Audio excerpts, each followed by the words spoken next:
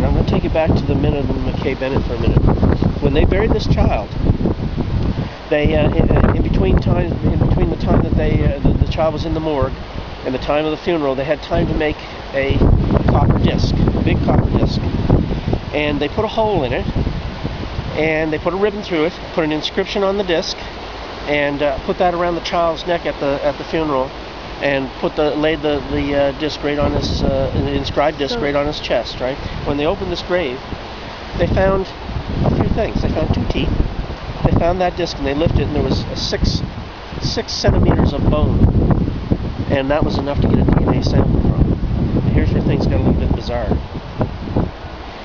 They took the sample and very within a couple of months determined that it was a Finnish child buried here, not Castellanard, a Finnish child by the name of Eno Palnuka. That was what we were telling people for 2 years. This child has been identified, and just this summer, a Canadian Lakehead University went to work on the DNA sample on the sample they got from this grave again, and discovered the original finding was wrong. This is not who they thought it was. Now, what they determined was that the original sample covered a swath of individual population that started in England and went right around through Scandinavia and down through Germany.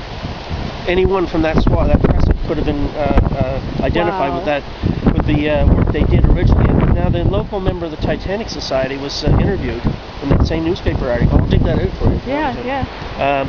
And he said that he apologized. He said, we were under such extreme pressure from the documentary people to come up with an identity. They went with the first likely candidate, right? Wow. Turns out it's a British child, and I can't remember his name, but when I do tours through here now, I'm a little reluctant to say we actually know who this is now because of the